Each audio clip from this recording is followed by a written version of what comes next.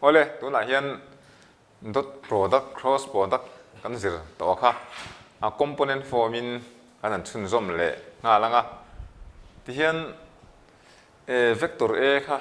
hei a1i plus a2z plus a3k ta tiang bokin vector b po heti helom ta tan kan soi tong khan a1 a2 a3 hi components of vector a ania a1 hi components of vector a along x axis a2 hi component of vector a along y axis ania hei a3 z axis tiang zer kan ta po vector b a hian b1 a hi component along x axis ania b2 hi along y axis b3 hi component along z axis kan vele me a chuan hemi ni lo hi chuan vector a vector b kan ti ringo ta component form kan zelo ha chuan symbol lang deuh chaw ania he chen na tak tak kha ani ta component form kan zir hian an dot product ka an chu don ta ni ma a dot b chu kan sia vector a dot vector b divided by modulus of vector a modulus of vector b kha kan sia to sa thoni wang tiang kan da hala vector a dot vector b divided by modulus of a modulus of b kha ani ta chuan hei kan chu chuan hemi chu dan hi kan sia dangai ta ni a1 hian hei va multiply kan va multiply nga chuta a2 kan multiply ve lenga a3 kan multiply ve lenga tian ka ko hi undakin lo en tai la a1i le b1i kan multiply chuan he ta hian a1i dot b1i kan lo multiply ta dot product kan lo chu don ta chu scalar hei a1 le b1 hi oma scalar chu kan na chokang a1 b1 ania nga chuan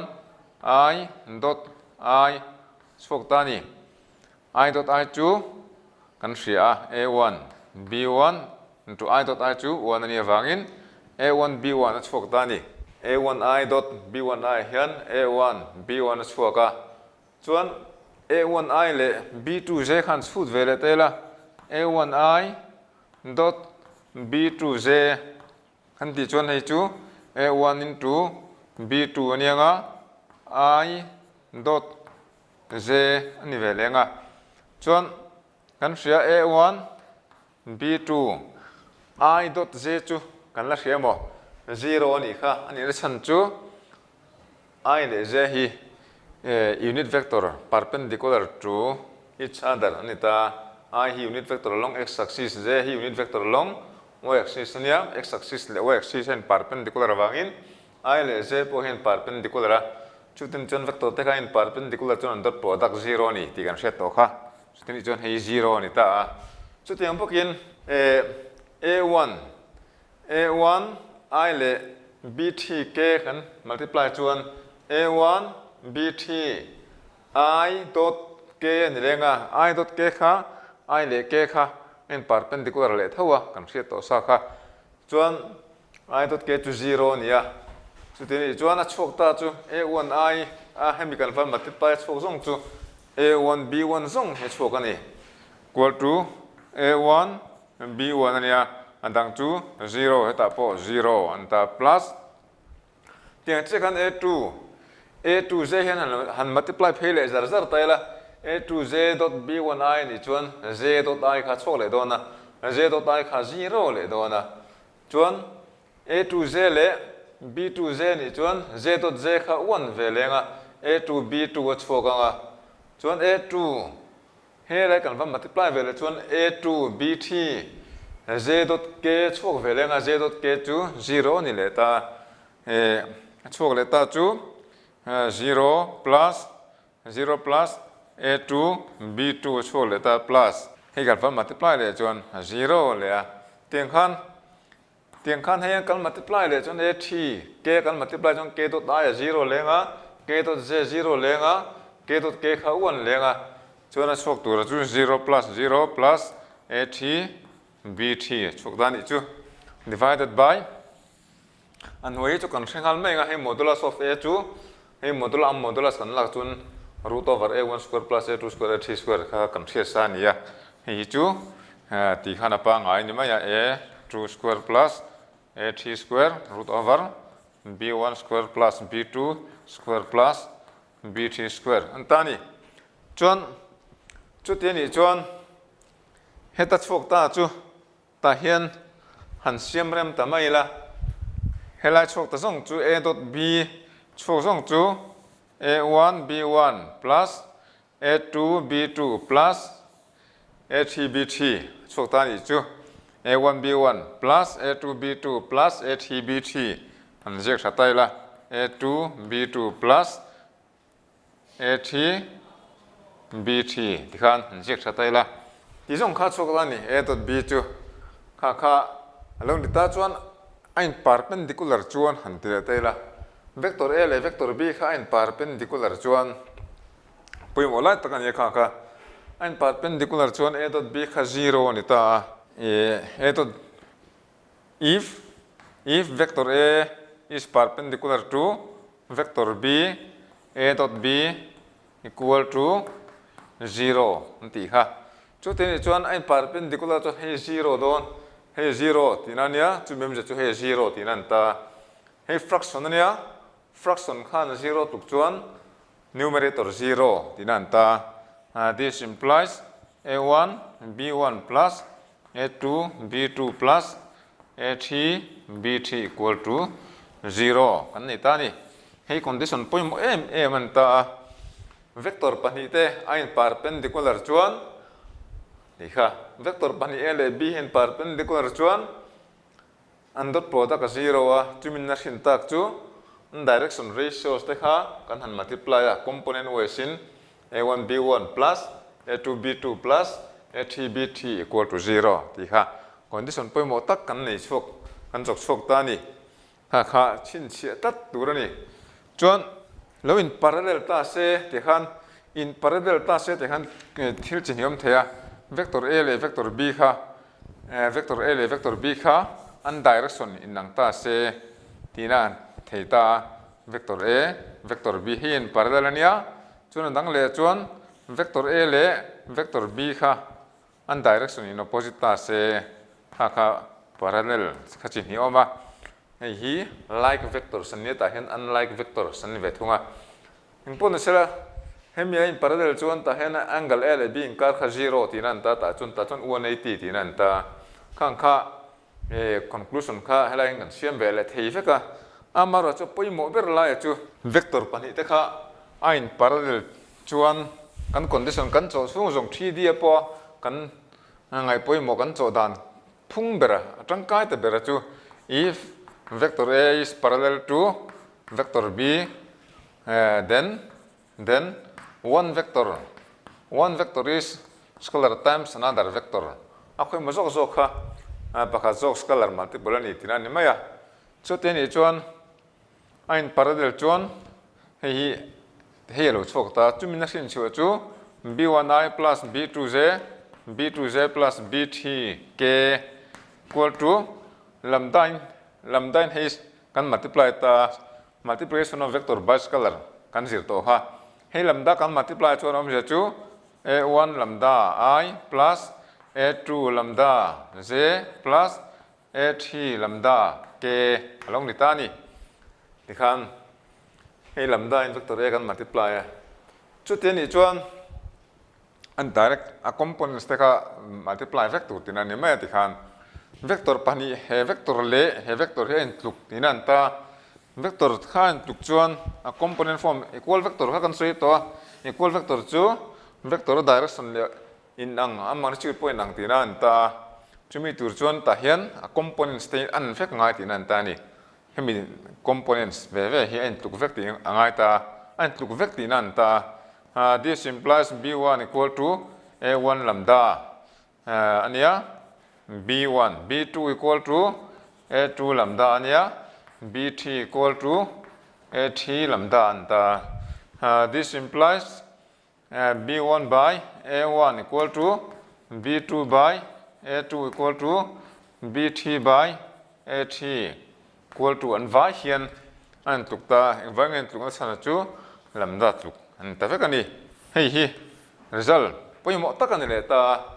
omje chu two vector sakha ain parallel chuan ain collinear chuan pokon ti theya ain parallel chuan ain collinear chuan an direction ratios te kha ain proportional ti kha chin che tlat tur ani direction ratios te ain proportional ti kha vector pani te kha anin collinear lo chu don a po han collinear ti kha chi sang sang kan zir to china high school te pokon zir to ang heya all sample polar vector bi ga chuan vector pani te kha in collinear chuan an direction ratios te kha in proportional ti kha collinearity chuna ta na criteria tangkai le all sam tak mai ni i kha setai la thome a remark dang ein remark dang ho kha chu ngai lo wa da tai la chuan kha component form dot product kan han da te long ni ta tuna chuan projection of a vector on the line kan zir da tak chuan exercise chu da na chuan projection of vector on another vector khania amara chu tarang han soitan ve ta simla hi line lo ni ta sela hi line l lo ni ta chuan hi vector ab lo ni ta sela hi vector ab chuan ab tang hian b tang hian l la hian he line a hian perpendicular drop tai la perpendicular kan lo drop ta ac lo ni ta chuan projection vector te ti dai la projection vector of vector ab on l on the line chu vector is vector ac hentani ac vector ac henta chu vector ac he tuna p tero vo taila vector p an vo taila chuan al samnan helai hi theta nia vector ab le ab na l de na angle siam kha theta anita chuan projection of vector ab on l chu ac hitina ne mai ni chu hilol sam te ni chu chuan ta hian ac hienge han en chin ta la askalarin han en ta la ac chu ab cos theta nawangin mo ab cos theta ni theidan chu heta hian hei perpendicular nia hei base ania chuan hei hypotenuse ania cos theta chu te la kan chu du ber hi ac hiania kan projection of vector ab on l te kha kan chu du ber hi ac ni wangin ac kanan ac equal to kan da ni chuan cos theta equal to chu base by hypotenuse ania chu wang chuan cos theta equal to base ac by ab ania chu tin chuan ac omje chu ab into cos theta tinani chu chuan hei ten reject taila modulus of vector ac equal to modulus of vector ab cos theta tinani chu modulus of ac chum chu ta hian hi ac hi p kan vo tho boka modulus of p equal to ab modulus of ab cos theta tinan ta hi chuan kha projection of vector ab on the line chuan ni maya chuan tiang hian han soi le taila if p cap is unit vector along l le taila if p cap is unit vector along l chuan then projection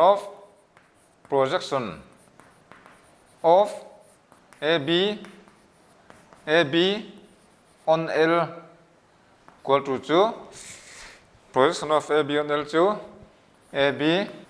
dot p cap thì khá lâu nữa ta ab dot p cap lâu nữa ta chuan kan chỗ na ta kan man thin ber kha soi ji ha ta la ti khan projection of vector a vector a hi vector a b hi vector a lo vua ve ta la ta hian vector a kan vua chuan hei om je chu vector a dot p cap tin ani chu chuan projection of vector a on vector b projection of vector a on vector b equal to chu hemi tang hen en tai la vector a dot p cap hi unit vector along ac khan ta chu tin ni chun heta point unit vector along b nan fet unit vector along the vector b tina khan ni vele tamaya chu tiang kan jek tha 1 by modulus of b into a dot b now pon a dot b by mod b po timaya hate je po lawa a dot b by mod b ti po lawa kha projection of vector a b a on b antani projection of vector a on b kha kan chu don chuan kha formula khan ulsam te in chomai turani a projection la tak kha hi projection of vector a ania hi tin om lo ta sela hi vector b lo ni ve ta sela ti khan projection of vector a on b chu lai ac lai zong te khan ni maya kha mi kan sena kha ni hi vector b ta sela chuan puna chuan tiang hian han soi bel vele ta zau bokela kan chian le zwalna ta na he vector a kha a1i plus a2j plus a3k long ni ta hi a1 hi kan ria direction ratios all kan a1 a2 a3 direction ratios kan the components kan the boka chuan heta hi x y z 3 dimensional system khalong ta hi vector a khalong ta sala he vector a hi chuan hei origin chuan he lai point atanga he lai x axis a perpendicular kan zuk draw khan he lem ne khai pele to lo 3d mani kan siam to khan kan la se thiam mai nga kha he lai point atangin x axis a perpendicular kan zuk drop ta ti de phen kan je ka nge monu om de umana time pat x axis a perpendicular kan zuk drop ta hilai a1 khani ta chuan y axis a kan drop ta hi a2 khan ta hasata kan drop ta hi a3 khan ta lai a3 laulita hilai a1 hilai a2 hilai a3 hi vector a khan ta hi kan vector a khalon ta he tlai hi ma 3d kan soi la ya hala kan p khan ta ta corner point khan ta tlai x axis kan zuk drop chuan la hi a1 khan ya a1 hi component long x axis a2 component long y axis nia a3 component long z axis ni ta chutini chon projection of vector oa on x axis hi a1 nia projection of vector oa on y axis hi a2 nia projection of oa on z axis hi a3 ani ta chuan he